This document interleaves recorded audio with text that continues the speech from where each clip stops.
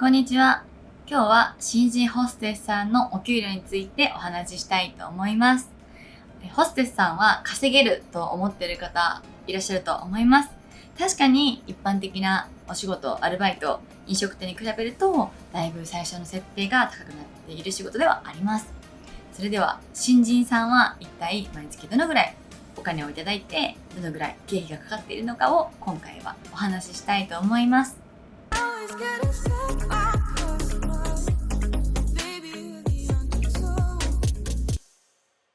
今回の話は特定の一軒のお店ではなくて、銀座界隈ではだいたいこのぐらいだよっていうざっくりとしたお話を中心にしていきたいと思います。私も今のお店を立ち上げる前に3軒のお店に勤めました。その時の経験も踏まえて、お話できたらなと思います。まずホステスさんっていうのはキャバクラとかラウンジ、スナック、クラブ全部含めてホステスって言うんですけれども、銀座のクラブのホステスさんは給料形態は日給になっています。厳密に言うと給料っていうのもおかしいんですけれども、お店の場所を借りてそちらで自分が営業している、そしてその営業している売り上げをお店にまずお客様がご入金して、そのお金を売り上げに応じて女の子に振り込むということで、実際は業務委託と呼ばれております。なので、厳密に給料って分かりやすく言ってるんですけれども、給料ではなく業務委託、売上の報酬というものをいただいております。その相場が初めて夜働きますっていう女の子でしたら、だいたい日給が今2万5千円、3万円ぐらいが多いんじゃないかなと思います。水割りの作り方わかりません、お酒の名前1個も知りませんっていう方は、だいたい2万5千円から3万円ぐらいかなと思います。次に少し経験してます。どっか地方で経験してます。銀座では働いたことないんですけども、キャバクラではあります。クラブないんですけども、キャバクラであります。という方は、だいたい日給が3万円から3万5千円ぐらいが多いのかなと思います。ここにはある程度プラスアルファがあるんですけども、例えば、ものすごく容姿がいい。芸能人みたいに可愛いとか、モデルみたいにすごいスタイルが良くて、これは入ったらすぐ人気出るなっていう女の子は、これにプラスで1万円、2万円と2級にプラスされるような形になっております。なので、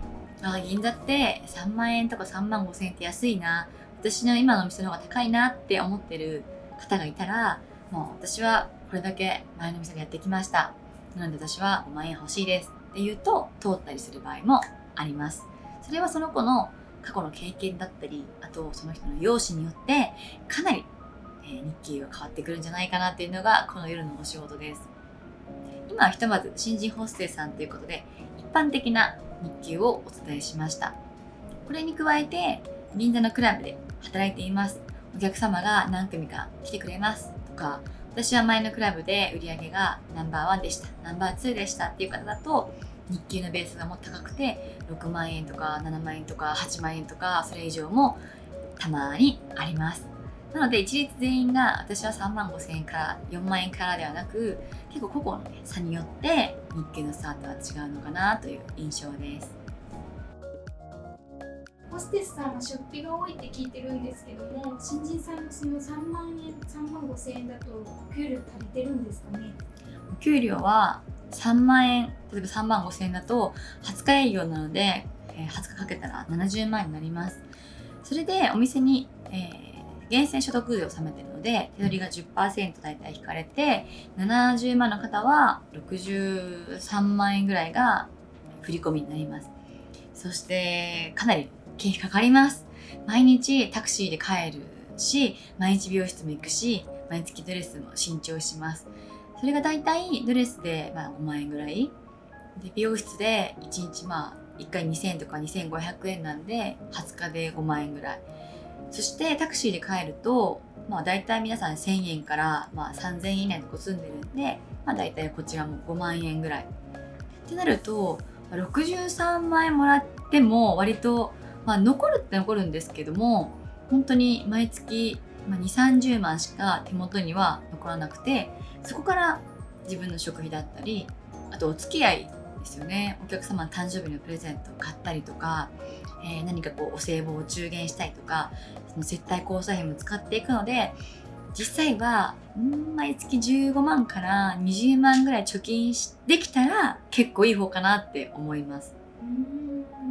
いやでも思ってるより確かに大変ですね。出費がそう多いですね。なんか70万もお給料あって貯金が10万20万しかできないってどういうことってなるんですけど、夜働く子っていうのはやはり帰りも全部移動がタクシーになるので、そこそこ経費かかるんじゃないかなとは思います。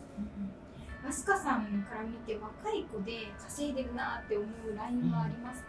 やっぱ一つの目標は日給5万円っていうのは一つの大台かなって思います。ホステスさんで売り上げがなくて容姿がいい子で確かに5万円の子っているんですよ。他店で5万円でスカウトされてますとか、私はこれぐらいの欲しいですっていう子もいるので、5万円って結構提示大きいなって思う額です。なのでやっぱりお店によっては最初は5万円とかもう来てほしいからって6万円出したり提示したりするんですけど、あまりその子が思ったより活躍できなかったりリクエストが増えなかったりお客さんに受けが悪かったりすると、一気に日給がもう 2,3 割カット、じゃあもうあなた今日から4万円でとか本当によくあるので、最初のお給料に、こうすぐ流されて、あまり実力がない子が行ってしまうと、行った後かなりお店では塩対応になる傾向があるんじゃないかなと思います。下がることもあるんですね。下がることの方が多いですね。ポンポン上がる子のが少ないです。やっぱそれなりの実力がないと上がらないんで。若い子でその稼いでる子はその他の子となんかどんなところが違いますか？お客様のリクエストが多いとか予約をたくさん取れる子が基本的にお店としてすごく重宝される女性なので、そういった子はマメであったり、あと営業努力頑張ってたりとか、お客様のアポイントメント、同伴ですよね、食事を行ってお店に来店してもらうっていうことを頑張ってる子っていうのは、日給に跳ね返りやすいし、お店も認めてくれて上がっていって稼いでるのかなという感じがします。それがどんどん自分が係を引き継いだりお客様の係になると、それも日給になってくるので、基本的にはやっぱりどれだけお客様をお店に来ていただけるかっていうその能力が高い子がこの仕事は稼げるんじゃないかなと思います。ホステスさんの仕事っていうのは結構若いうちに稼ぐ仕事っていうのを聞くんですけど、実際はどうでしょうか？そうですよ。もう若いに越したことないから、もう20代が一番いいです。当然。もう20代。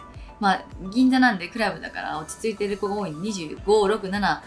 8とかはもう一番日給高いと思います。20歳とか21の子もいるんですけども、そういった子よりも、ある程度お話ができて社会経験のある人っていうのが、